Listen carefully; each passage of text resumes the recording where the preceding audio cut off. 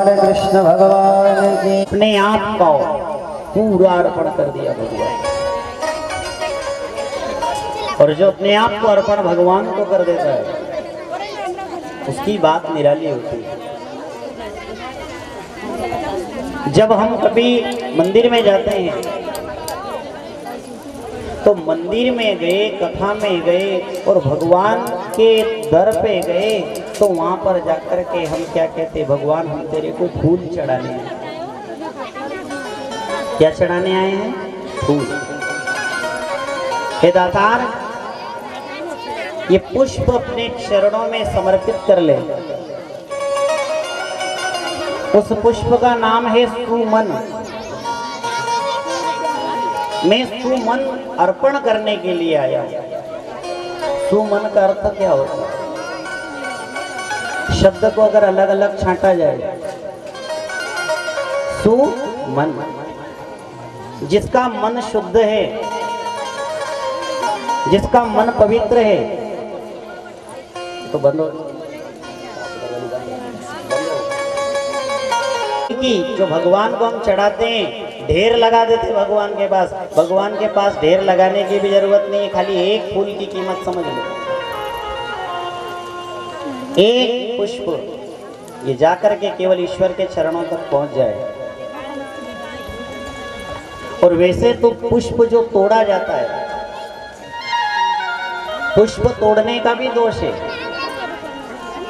जैसे आपको अभी शायद परसों के दिन बताया था आपको कि आपका सोने का समय है, पर हमने आपको कथा में बैठा दिया तो दोष लगा। ऐसे ही पुष्प जो है, ये पुष्प भी तोड़ने का एक अलग दोष है। फूल तोड़ के जो लाए उसको दोष लगा। अब दोष कैसे लगा? दोष क्यों लगा? फूल तोड़ के और भगवान के पास चढ़ाने में पाप लगा क्या? सोचने का विषय। देखो कितने फूल तोड़ते हैं, मगर ये पुष्प टूटा। अब इस पुष्प से एक भंवरे का जीवन चल रहा था। यही पुष्प है, ये पुष्प के ऊपर वो भंवरा बैठता था, इससे रस लेता था और वो अपना जीवन जीता था। अब ये पुष्प टूट करके घर आ गया, उस भंवरे का रस मिलना बंद हो गया।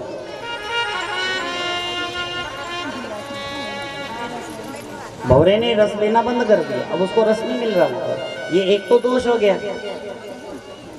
मगर ये पुष्प अगर गलत जगह चला गया तो 10 गुना उसका दोष लगेगा।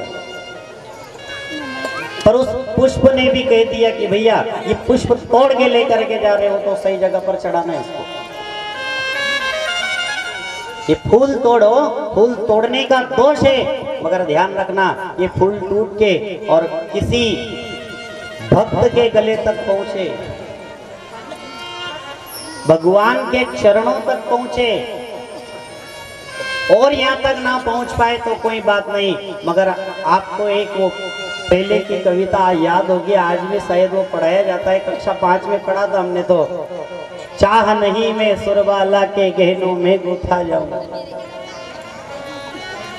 उसकी इच्छा क्या थी? मैं गहनों में भी गूथा जाना नहीं चाहता। मेरी इच्छा नहीं है कि बड़े बड़े सम्राटों के शव पर चढ़ूं, बड़े बड़े राजाओं के गले में जाऊं।